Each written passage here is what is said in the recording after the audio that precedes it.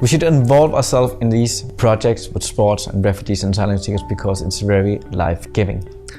And what we see is one of the most common issues or challenges for these target groups is the growing of existential crisis, that not actually wanting to exist.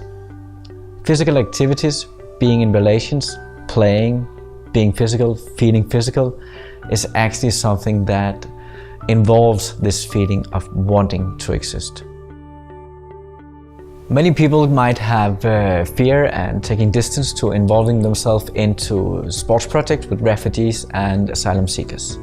They might think, how can I communicate with these people since I don't know the language? These people experience so many terrible things. How can I deal with these people if they get too sad?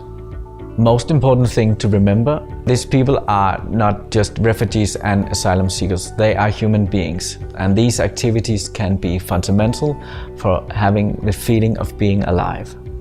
So this could be the recommendation to work with sport for refugees and asylum seekers.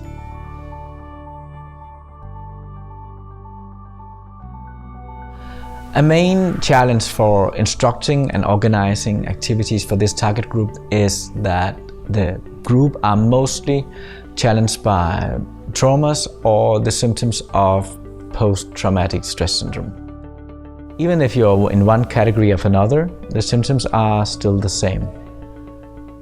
Basic knowledge of these symptoms can help you develop and design your activities and your instruction for the target group.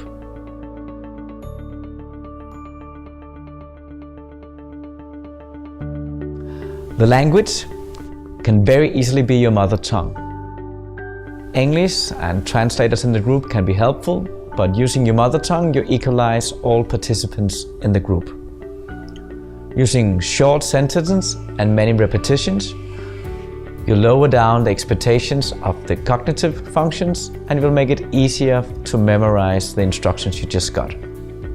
You can use a whiteboard or a blackboard or big pieces of white paper as a part of your instructions. It can be useful to do visuals, drawings, to design and show your activities on the blackboard, the whiteboard or the paper.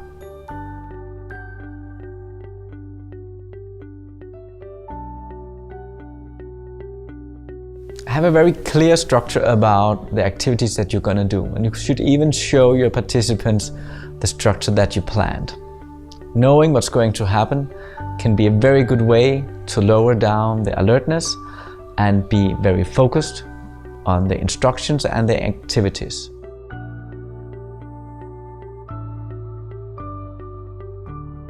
A good starter is activities with low arousal.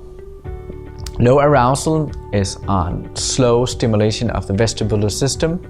It could be yoga with changing positions. It could be stretching.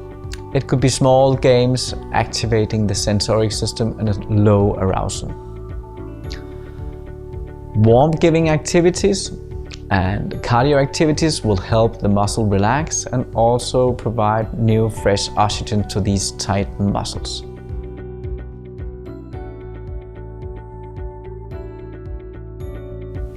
You create a room with a potential large amount of misunderstandings. You have the language barrier, you have the diversity of cultures, you have a room with which are very emotional, and there are a risk of high alert activities also.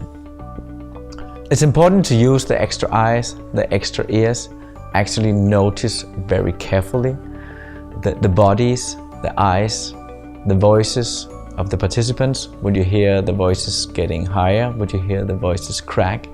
Do the eyes look nervous? Do the tension of the body increase? It could be signals of now we are stepping into a not safe on a high alert activity. You can offer them a break, you can give them a time out and then invite them to participate in the game again.